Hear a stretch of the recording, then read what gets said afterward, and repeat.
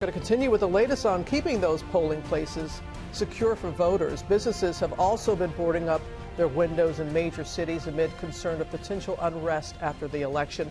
Rachel Scott is in Washington with more, where a fence is going up around the White House. Good morning, Rachel. Robin, good morning. This fence wraps around the entire White House complex. Officials say they will not tolerate violence or unrest, but this morning they are bracing for it. Count every vote. This morning, tension on both sides of the aisle as millions head to the polls. At the White House, federal authorities already preparing for election night, erecting a non-scalable fence around the entire perimeter. Businesses in cities across the country anticipating unrest, boarding up their windows. This is all due to the presidential coming up elections, and we just want to make sure that our clients happy and secure in case anything gets out of hand.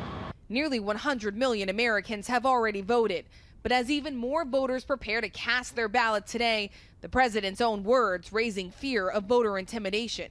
I'm urging my supporters to go into the polls and watch very carefully, because that's what has to happen. I am urging them to do it. Sean Rastaster is planning to answer that call in Virginia. Poll watchers there are required to present an authorization signed by their party or candidate.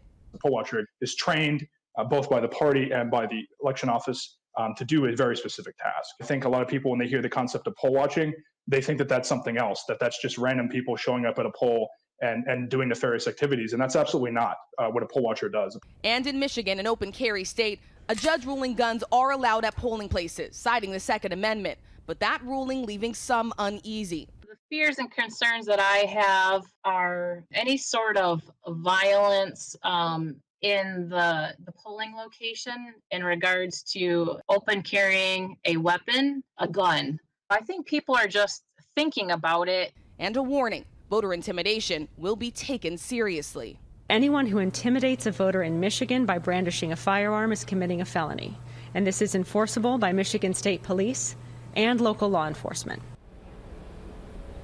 And the nation's oldest voter help hotline says they have received a surge in calls in the final days of this campaign, but no widespread complaints of voter intimidation. Officials say you are more likely to deal with those long lines at the polls, but it's important to remember that if you are in line when the polls close, you still have a right to cast your ballot. You should stay in line. Robin? That is important to remember. Rachel, thank you.